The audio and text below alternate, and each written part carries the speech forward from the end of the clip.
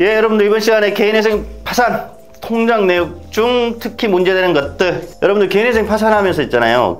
제가 보면 통장 내용이 많이 문제가 돼요. 왜냐면 통장 사용을 내가 나중에 개인회생을 할 것이다, 개인 파산을 할 것이다를 예상하면서 잘 관리하지를 못해요. 잘 관리하는 건 별다른 뜻이 있는 게 아니라 있는 그대로 예금을 주고받는 게 아니고, 내가 나중에 개인회생 개인 파산하기 위해서 약간 안 좋은 곳에 내 계좌를 안 쓰나 이런 생각 안 하잖아요. 그러니까 보통 우리는 그렇게 열심히 살다가 누구한테 대신 돈을 내고 통장도 빌려주기도 하고 여러 가지 때문에 통장 내역이 문제되는 경우가 많습니다. 그런데 문제된 내역들을 하도 많기 때문에 여러 가지를 구체적으로는 나중에 세부적으로 내가 케이스마다 재밌는 사건들을 말씀드릴게요. 근데 지금 오늘 말씀드리고 싶은 거는 특히 문제되는 것 중에서 최근 대출하고 사행성이 통장에 나와 있으면 문제되는 거에 대해서 좀 말씀드릴게요. 여러분들 보통 우리가 이제 사행성 같은 거는 어떻게 확인됩니까? 여러분들 보통 우리가 이제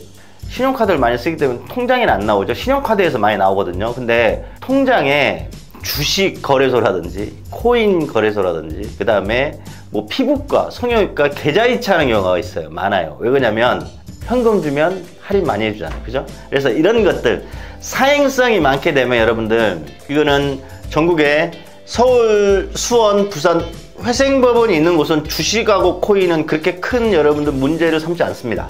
그런데 다른 지방법원은 통장 내역에 주식, 코인, 그 다음에 어떤 낭비, 사치, 여행사 계좌이체 할인해준다 해서 10% 현금 결제 시 몇 프로 할인 이런 거 있잖아요.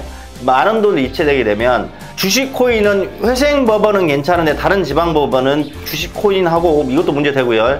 이제 전국 모든 법원이 사행성이라든지 이런 것들은 변제율을 80%를 맞추라고 나옵니다.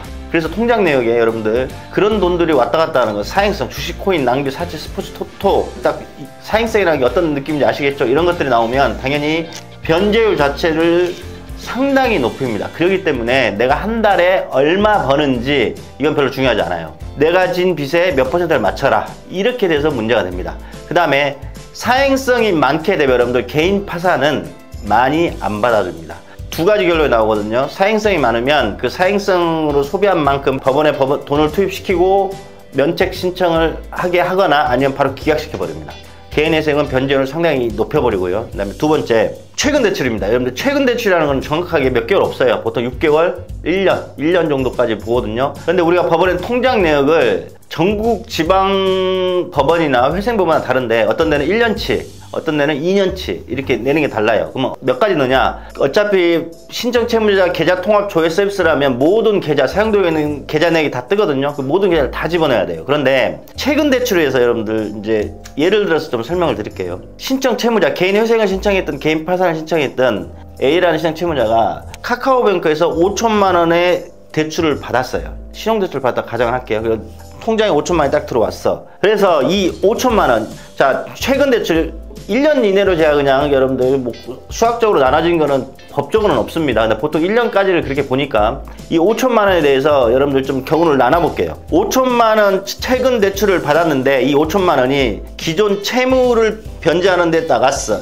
기존에 신한은행 대출 받는데 2천, 국민은행 대출 받는데 2천, 그 다음에 농협에 대출 받는 1,000만 이렇게 나오면 이런 건 아무 문제가 안 됩니다. 카카오에서 새롭게 5천만 원 대출 받은 걸 기존 대출 변제에 사용되는 거는 아무런 문제 안 돼요. 그 다음에 그냥 일반적인 중위권 한 달 생활비 쪽으로 사용되는 정도, 이 정도에 대해서도 아무런 문제가 되지 않는데 최근 대출 5천을 딱 받았어요. 근데 이 돈들이 어딘가 나가. 그런데 어떻게 사용되고 어떻게 쓰인지 소명이 안 돼요. 예를 들면 5천만 원 대출을 받았는데 3천만 원을 내가 현금으로 찾았어. 그러면 그 3천만 원이 어디 갔는지 모르는 이런 경우에 일단 법원은 최근 대출 사용처가 소명이 안 되면 신청 채무자가 그 재산을 좀 좋은 언어로 표현하면 가지고 있다, 5천만 원을 가지고 있다 생각하거나 재산을 숨겨놨다, 은닉이라고 봅니다. 이렇게 되면 어떻게 되냐면 개인회생은 소명이 안 되는 돈 5천만 원에 대해서 너는 이거를 개인 재산으로 보고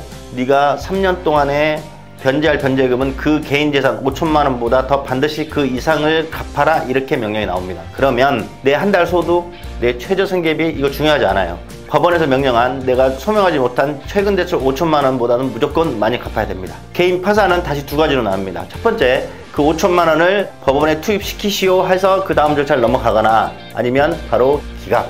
이렇게 해서 통장은 여러분들 우리 일반인들의 보통 아무 생각 없이 우리가 나중에 회생할 것인지 파산할 것인지 생각하고 사용하지 않잖아요. 이렇게 사용한 것들, 최근 대출이 소명이 되면 문제가 안 된다. 근데 소명이 되지 않으면 회생이고 파산하고 굉장히 불리해집니다.